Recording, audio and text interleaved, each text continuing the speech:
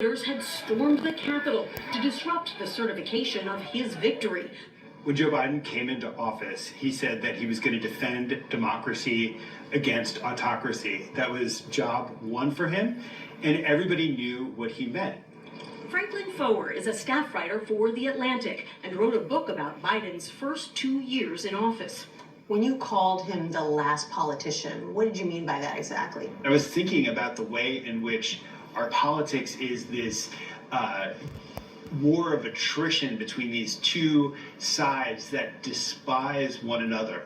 People are saying, you know, Biden just doesn't get it. You can't work with Republicans anymore. That's not the way it works anymore. Well, folks, I'm going to say something outrageous. I know how to make government work. Biden had this very antiquated sense of how he could get things done. He felt like in order to save American democracy, he needed to prove that this old-fashioned style of politics could still deliver important, meaningful, tangible things for the American people. In many ways, he did deliver. Any positive tests for COVID? His administration oversaw the successful rollout of the COVID vaccines.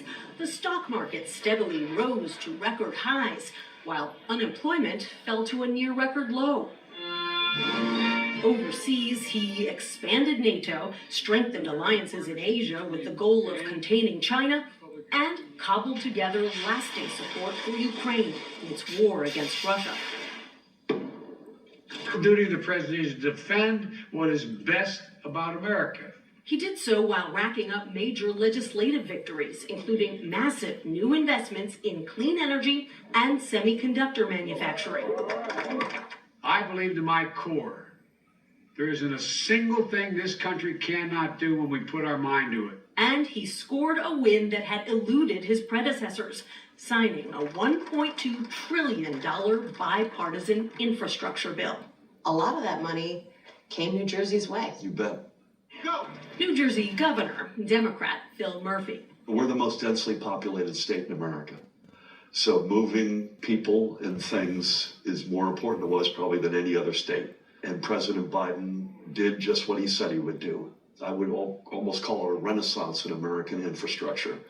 And there's all sorts of projects around our state. Most notably, the $16 billion Gateway Tunnel project, which will expand the century-old tunnels under the Hudson River and double train capacity between New York and New Jersey. It's the largest project of its kind in U.S. history. It will take time to feel the full impact of all we've done together. But the seeds are planted, and they'll grow and they'll bloom for decades to come. I think it's a very successful presidency. I think history will treat him very, very well. And yet, he was sort of embattled from the start, even during some of these major milestone accomplishments. Why do you think that is? I think it's a fair question. Is this fair? And frankly, I don't think it is, but it is what it is. I mean, the numbers don't lie. Biden's approval ratings started out strong, but they sank 6 months in after the deadly withdrawal of U.S. troops from Afghanistan. His polling was pushed down further by high inflation, a record surge in illegal border crossings, and a war in Gaza that divided his party. 40,000 people dead!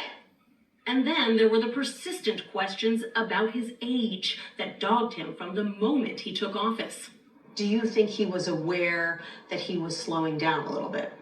Anybody who had eyes could watch him walk across the stage and they could see that his gait was stiff. They could see that he shuffled like an old man. And so he knew he was an old man as well. But I think that he probably overestimated his own political skills because he's come back from the dead all of these times.